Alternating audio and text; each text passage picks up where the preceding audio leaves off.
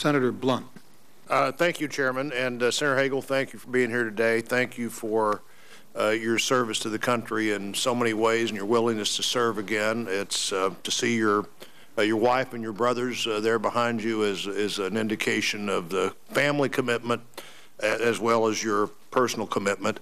You know, there's several things that I may get to in a second round on Iran and sanctions. I was very involved in that unilateral sanctions effort when I was in the House. We drafted some of that legislation in my office when I was in the House. Our relationship with Israel is of great concern to me, and it's a priority to our efforts in the Middle East. And I think that is largely exhausted in this first round, at least from my point of view. I may want to come back to some of it later. I want to talk a little bit about the ongoing structure of the force. The Wall Street Journal, in an editorial today, said that the current American military was the smallest, least modern, and least battle-ready in recent memory. And I don't think that means we're not maybe more modern than anybody else in the world or more battle-ready than anybody else in the world. But I think that's a recognition that our investment and the way we've used those resources has gotten them in a position where we need to be more focused on rebuilding than we do building down. Secretary Panetta has been very forthcoming in his comments about the sort of across-the-board cutting approach of sequestration. What do we do to get our worn-out equipment and our worn-out personnel in a better position a year from now than they are right now? And of course, so your brief strategic view of that, because I don't have very much time here. Senator, you've just identified one of the priorities of the next few years at the Department of Defense, resetting equipment and essentially reshaping our force structure, but also renewing our force structure. I mean, the fact is we've been at war for 12 years. Every senator here knows, and you've got constituents, that we keep sending these kids back and back and back to 2 wars. Well, of course, there's going to be a consequence. Something's going to break down, not only your equipment, but your manpower. And you can't keep doing that. So that is going to be an overall challenge, Senator, that is going to take as much of my time, if I'm confirmed, as anything, as it will our chiefs. Our chiefs know this better than anyone. As we structure and rebalance and renew and re-outfit, we've got, I believe, a force structure that's as capable as ever. I mean, I don't accept that our force structure is somehow behind or not modern or not capable. I don't think that's true. I think the point that the editorial was making was not that we were behind, but we are not at quite as far on the cutting edge as we may have been, and I would hope you and I would both want to see us get there. Let me ask a question about that.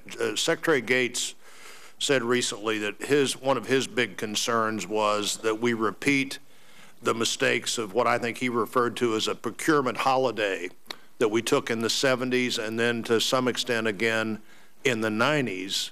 And we spent a lot of time in the 10 years after that trying to get built back up to where we'd hoped to be. How in these discussions of cutting do we keep the lines open? Do we keep our effort ongoing? And one of the things that I know quite a bit about is the F-18 line, because it's in St. Louis, Missouri, where Boeing military is.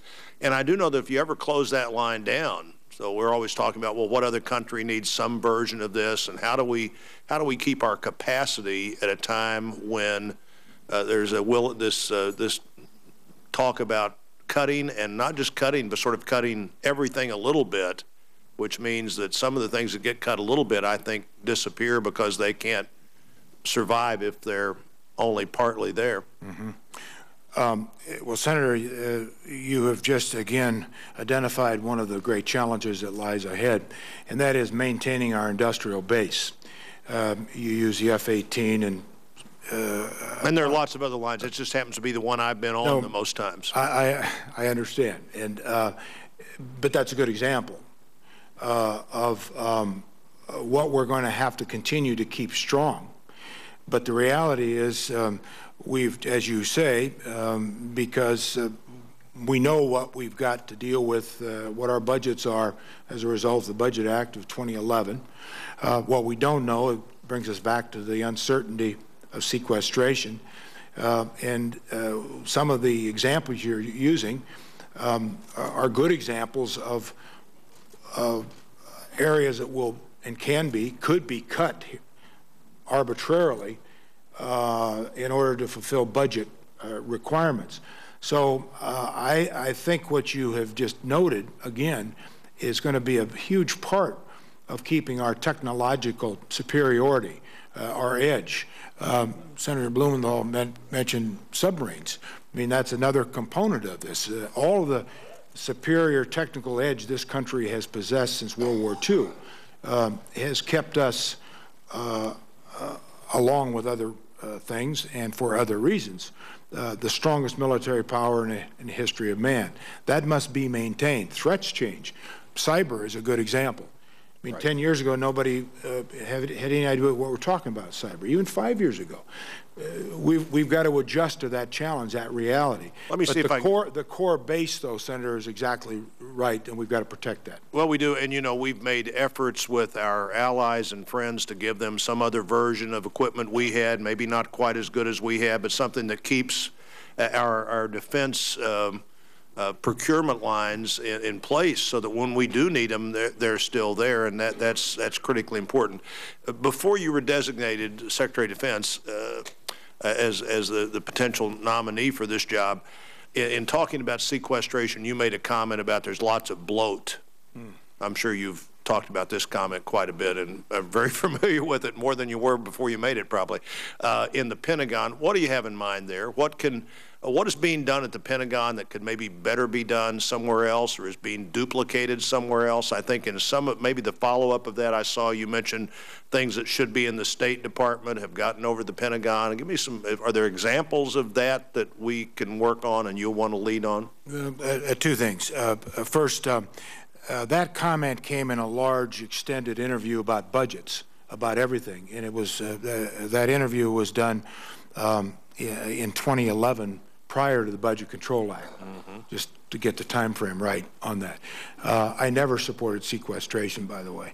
Now, to your question about what we could do. Well, obviously, much of the conversation here the last few hours has been about acquisition, about waste, fraud, and abuse, billions of dollars. Why aren't we auditing these programs? Where's the accountability? That's certainly an area that we're going to have to take a look at. My reference to State Department programs, some of the general areas, and I mentioned this this morning, where we have pushed down on the military the last 12 years to do things that usually are done out of the State Department, aid-type programs and exchange programs, helping civilian-type programs in areas. That was all given to the military, not all, but a great deal of it was given to the military at the time we were at war in Iraq and Afghanistan. So the military has taken on a tremendous volume of assignments and funding that goes with that. That needs to be sorted through. I think those are areas where I think we... And one of your commitments will be to help us sort through that? It has to be, Senator. It has to be. I'm out of time, Senator. I will be here for the second round. Thank you, Senator Blunt. Senator Donnelly.